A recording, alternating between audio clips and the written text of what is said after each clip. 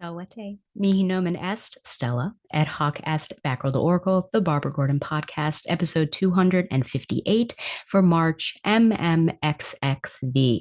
May Julius Caesar rest in peace. Batgirl the Oracle is brought to you by MileHighComics.com, your new and collectible comic book store.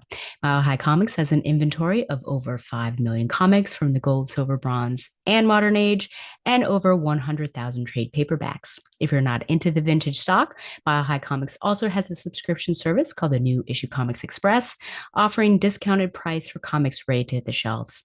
So if you're looking for vintage back issues or a great modern subscription service, be sure to check out milehighcomics.com.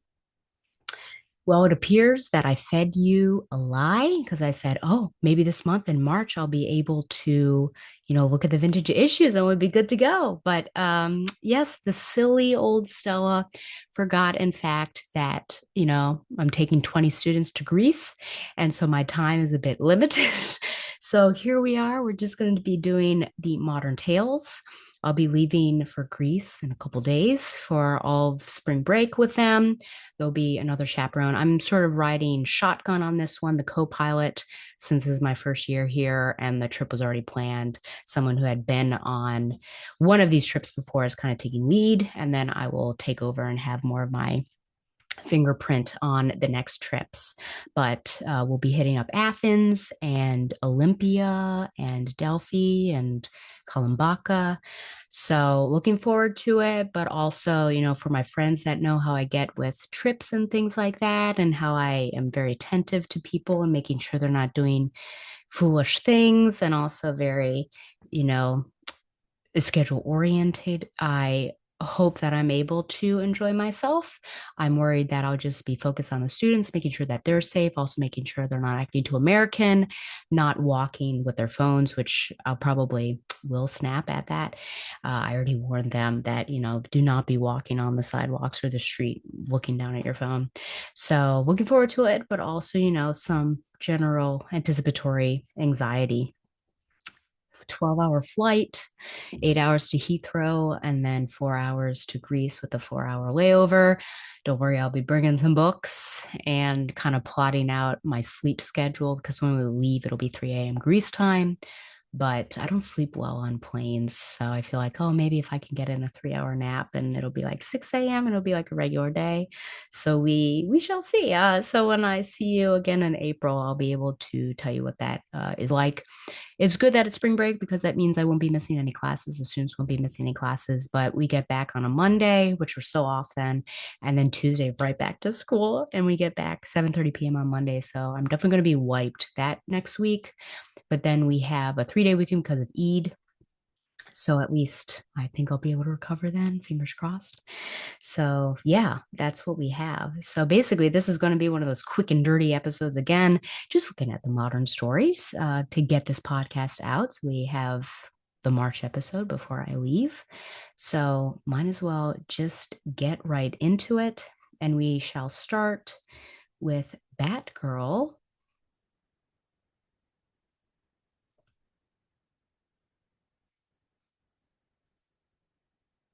Volume 6, number 5.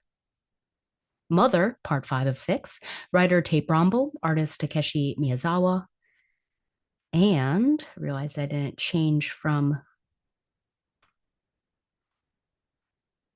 the previous. What do we have? Oh, there you go. And then inks, Wayne Foucher. From the publisher Synopsis, Cass comes face to face with her own past.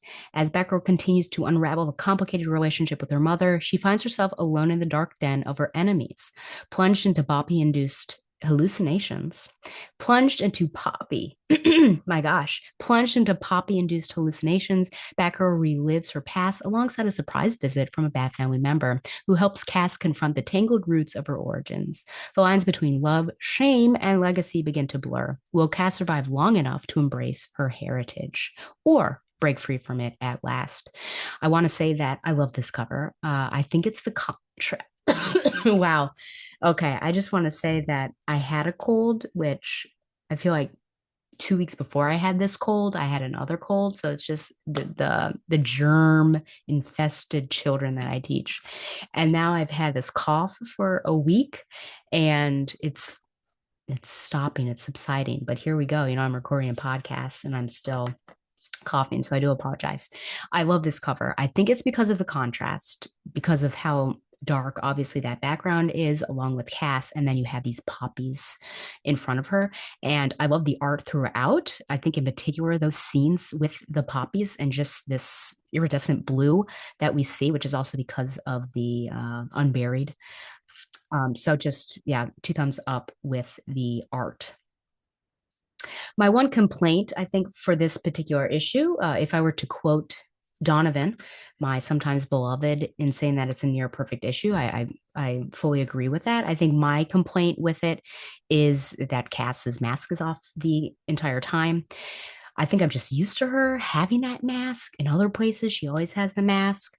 Symbolically, I can understand it because she's very much stripping down herself and coming to terms with her past, and that's more Cass's past rather than Batgirl. So it works in that way, but it's a little, I don't know, unsettling to see her face.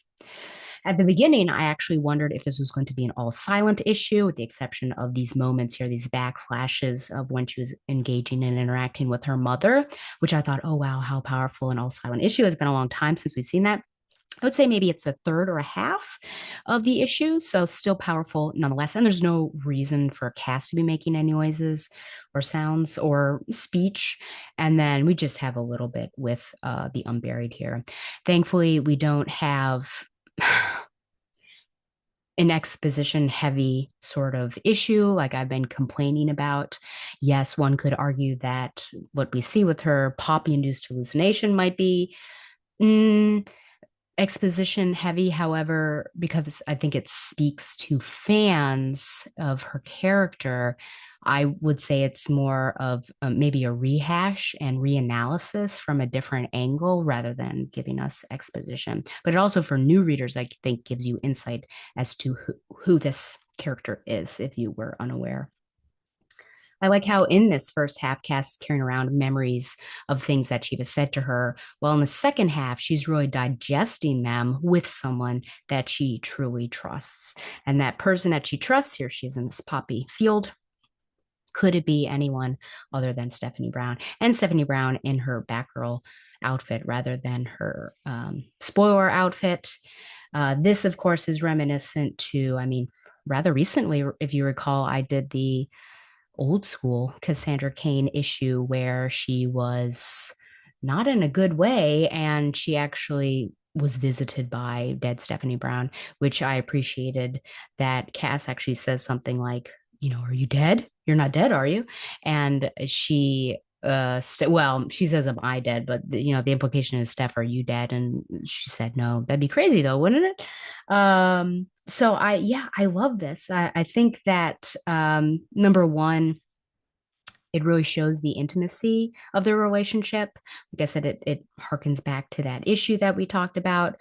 I think it seems right on track that Cass is really only able to verbalize her feelings and her insights properly when in a dreamscape. I think we have a deep analysis of Cassandra and her origins and struggles, which I really appreciate. I'm hoping that fans appreciate. It seems like Donovan did. And I hope that new readers are able to better appreciate this character as well if you were unable to fully understand who she is. I like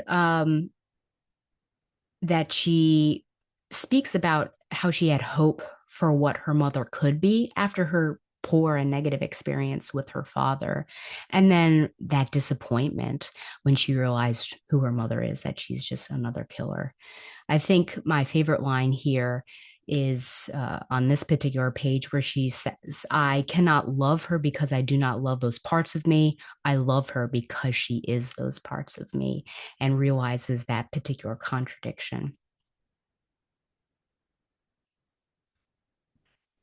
I also really appreciate this one little panel of regular age Cass hugging young Cass, because I think it's this whole thing is really about healing that part of herself. that has always been struggling with what she had gone through and that particular assassination and everything. So I really love this.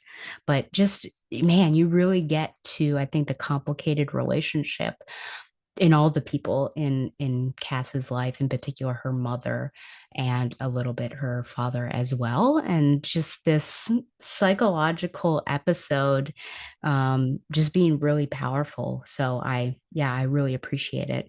And of course, now we just end with, well, she's hanging upside down, and I like the symmetry of this.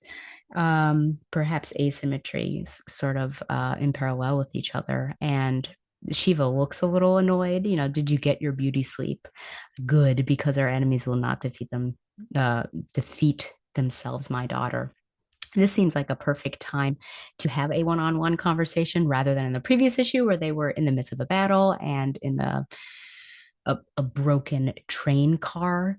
But I don't know if we'll have a heart-to-heart here before they wrestle themselves free, or we'll save that for the end of it at the end of issue 6. But yeah, I would agree with Donovan. I feel like I'm just gonna give it a 10 out of 10 mother-daughter spats. I do think it's near perfect, but what am I going to give it, a 9.75? I mean, that would be a bit petty.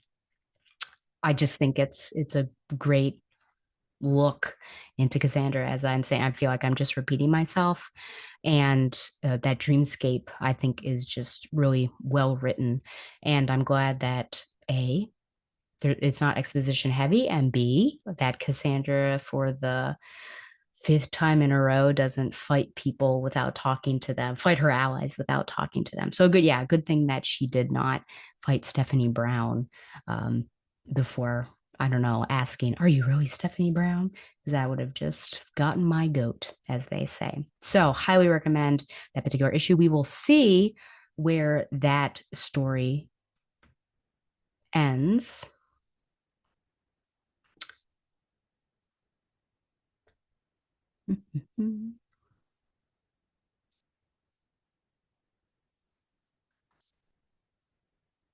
Okay. And now we shall move on to Birds of Prey, Volume 5, Number 19. It is Divide and Conquer, Part 2 of 2. Writer Kelly Thompson, artist Juan Cabo, and colorist Adriano Lucas. The League of Assassins presses the attack. Black Canary, Sin, and Megara try to bond through violence as they find themselves overwhelmed by a splinter League of Assassins clan bent on reacquiring Sin. Maybe leaving Barda at home wasn't the best idea. However, or elsewhere, Barda, Cass, and Constantine face the unexpected as they try to return a mischievous demon home while trapped inside the mysterious area known only as the Scene.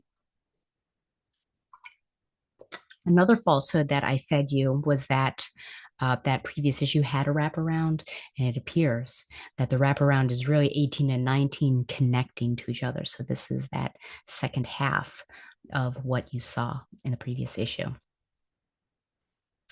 I thought at first that in this particular panel, the first page, that as Oracle is suiting up, we can say, in preparation to control remotely some drones, that she was putting out some web shooters. Tell me I'm not the only one. Do those not look like web shooters? And this just goes to further my hypothesis that Barbara Gordon and Peter Parker have a very similar trajectory and have similar issues in their lives. A paper that I considered writing for BGSU, but I just did not have the time.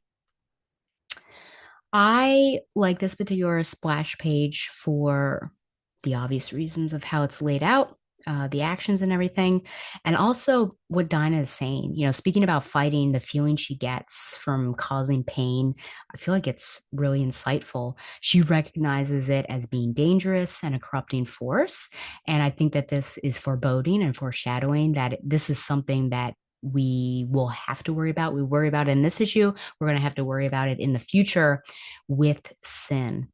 But I feel like not many characters actually vocalize sort of that they enjoy this particular, the violence. I know that sometimes Superman does enjoy. I think that while I can't cite my sources at the moment. There are definitely times, both in visual media as well as comics, that he is excited when he doesn't have to hold back. I feel like Doomsday might have been one of those examples. Might be catharsis for him. And here, who knows why that might bring her. I mean, she's gone through a lot. She has some trauma as well. But just to recognize that, I think is good, because if she were just kind of holding that in, you'd be like, that's inauthentic. But here she's being pretty transparent with yeah, what she likes about beating people up. I am surprised here that Dinah gets shot. She recognized that there were snipers. I mean, she doesn't have super speed, but I guess I just feel like she would have clocked maybe where they were and moved out of the way. Though the panel above does show that there was kind of a distraction as she was talking to Sin. But yeah, just kind of shocked about that. The worry about Sin, if we were to just stay near the end, as we see completely, I think, really opens herself up and gives herself over to Megara. I think the worry is well founded. Not only that this is probably going to be some sort of problem, like were you Sin or were you Megara? That the League of Assassins overjoyed to see this Megara, and that it's even better than Sin. I am feeling that this is something that we will see later on in this particular book, so stay tuned. Um, I just don't want to rehash, I guess, of the first arc. Like, what's going to happen? What would be the end result? Would you kill Sin off? Would that be the only way? And then what would the damage uh, be done to Dinah? That trauma and that emotional distress. So I don't know, but much fear is within me in regards to what's going to happen in the future. In the seam, if I'm to go back to that particular side of this book, I like that um, Barda is inventive and boom tubes them up, or mother boxes them up into to the moon. I do wonder whether, number one, can they reconstitute themselves? Because it kind of seems like they can, but gravity might slow them down or gravity might prevent it. But if they do reconstitute themselves, what sort of havoc will these golems wreak on the moon? Do we have any concern for if there's another moon landing, whether these Apollo, or sorry, the golems will attack the astronauts that land there? So Barda, quick thinker, but perhaps not thinking long game. I like when she returns that she grabs the man controlling the golem. And at one point, as he falls to the ground, it says in brackets, complicated pain sounds. Thought that that was rather clever. It's difficult to tell what Cass is doing here, though we're told at the very end by Barda that she's laying a trail of golem bits. Though it looks she's throwing the trash, so it's unclear. We have to be told what's happening. I feel like we should be shown and told, or the showing should lead to the understanding of the telling. But here we are. But it is clever nonetheless. So that's she realized that she needed to move on, but she wanted Barda to find her, and so she ends up destroying a golem and then sort of leading them as breadcrumbs. Though another question would be, how did that golem that she broke up, how is that not reconstituting? Hmm? I don't know. I feel like Cass is the perfect person to put up with this particular demon, because she's just not going to, I think, maybe give empathy or, be swayed either emotionally or intellectually to the other side. She's just going to follow the original orders and not listen to anything well, fake Constantine slash the demon has to say. So I enjoyed that. And then I like how at the end, Cass is, threatening and just basically telling him, you need to go through this portal here. Do you want me to push you? And he's still not going. And then Barda's leg, you just see that at the end and says, let's do a kick instead. And the demon is rightly upset. So, yeah, fun. And like, I think just similar to the previous issue, I like how we had two rather different adventures and kind of splitting up that team. I thought that was fun. I don't think you can do that every single arc, and I don't think you can sustain it. I think that a two-issue arc really worked out. So I thought that it was well crafted and well delivered. And I like how at the end there is some respite for Sin and Dinah. However, just like the ending of The Graduate, which I was just talking about with some colleagues at school today, a bit of an unsettling ending where, or ambiguous, where, and also, you might just be concerned with what is going to happen. So, yeah, kind of worried for Sin. I think I'm going to give this a 9 out of 10 birds, and we'll see what happens. I'm assuming the band will be back together for some sort of mission in the next go. And yeah, we'll see how that is. Okay, moving right along. There is just one YouTube comment from the previous episode, and it came from my sometimes beloved Donovan. He quotes me and saying, "It looks like turning a jar of pickles. Everyone loves pickles." And then, not everyone, but I love pickles. And he laughed at that and gave me the timestamp, which I appreciate. Yes, I said an extreme statement or a generalization, and then I felt like I had to backtrack because some people really do hate pickles. My brother does not like pickles. There are other people who don't like pickles, which I love being around the people who don't love pickles because I get the pickles. That's how much I love the pickles. Who knew I'd say pickles as many times as I did in the last 15 seconds? And then whenever I go visit Harry, I go to this wonderful place called Pickle Jar, which is a delicatessen, and they pickle many things, and I often get pickle chips. I love the pickles. I don't know what to say. So I found that fun and amusing, but I didn't want to offend anyone in trying to overlay my heart's desires onto them if they didn't like it. So there you go. Okay. And now on to Stella's Dungeon of Smut, which is brought to you by Hornacek's Fried Calamari Sticks. The only thing I read that I would recommend is The Charlie Method by Al Kennedy, which is the third and final of the Campus Diaries, which is really the second generation from her first series with hockey. And this was an MFM, which means that there are two guys with one girl, but the guys do not interact with each other. Just them interacting with her. I mean, they interact with each other as in like telling them what to do, but there's no kissing between the guys. And that was the first that I've read of Elle Kennedy's that she's done that. I feel like it's the first one she's done. I enjoyed it. I didn't love it. I think my favorite one is still The Graham Effect, but I appreciated Charlie slash Charlotte as a lead because there's a great commentary, I think, on purity culture and also shame culture and being authentic and true to yourself, and also within reason, not feeling shame for things that you like. As long I say within reason, as in like do not be harming yourself, do not be harming others. And I really appreciated that. So I would recommend that. And then on my literature recommendation, I'm pretty sure I already talked about You Exist Too Much, so I'll skip that. The Women by Kristen Hanna. I'd say that was okay. It takes place in the Vietnam War. I feel like it's a bit of a misnomer because you're just following one woman. Very melodramatic, many hills and valleys, which you should understand and come to expect from Kristen Hanna. It's about my fourth novel, I think, from her. I didn't like how she makes the nurse a monolith for all other nurses, and really she ends up having all of the issues that anyone could have. They were all put on her. It just seemed like too much. You've got she's lost a brother, she's lost a couple lovers, alcoholism, drug addiction. She has a miscarriage potentially because of Agent Orange. It's just too much.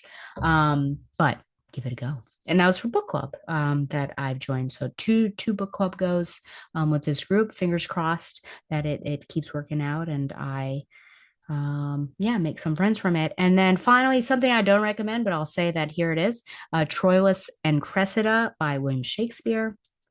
It'll be a nice little crossover episode between Required Reading with Tom and Stella, as well as Dear Reader season 3. I didn't like it. And I'll go into why later. But boy, was it, I would just call it in one word, a mishigosh, a mishigosh. I was expecting something entirely different than what I got. And it just seems a mess of a play. So I'm looking forward to analyzing it with Tom actually tonight in an hour. So there you go. That's it. I have a 12-hour, plane ride, so I'm bringing two books. One because I lost by one the Academy Award bet that I do with my good friend Sam Heath, who has been on here. So he got to choose a novel for me, and I'll be bringing that. And then one of the dates with the book that was the Alien Apocalyptic. Remember, I had yet to unwrap it. I didn't know what this was. It's the fifth wave. The fifth wave. I've never read it. Very thick. So that one's going in my that one is going in my checked luggage, and then the other one's going in my carry-on. And I'll probably bring my Italian textbook as well and do some practice since unfortunately I'm missing two Italian classes. So I think that's it for me. My gosh. Send any questions or comments to backrowtheoracle@gmail.com. You can always comment on the post and you can send me Twitter things and you can also comment on YouTube, like the show on Facebook, or follow it on Twitter at backrowtheoracle. Subscribe to the show on YouTube for an uncut version. Follow the Batman Universe on Facebook and Twitter as well. If you're watching this, listening to this, I'm hoping to get the show actually removed from Spotify, which sounds odd that I'm hoping for that, but I'm wanting to end this show the way that I started it, and Spotify is preventing that from happening. So if you are subscribed to Spotify and it starts not popping up, that is why, and potentially find it somewhere else. And again, download it from the site so you can have the uncut version, right? With my musical choices and everything. Support the Batman universe by subscribing to Patreon. And once again, thanks to Mile High Comics for sponsoring Backward Oracle, the Barbara Gordon podcast. Could it be that in April I actually look at some vintage tales? Fingers crossed. I hope this is true. But until next time, enjoy your spring break if you have one. And yeah, fly on, Babs lovers.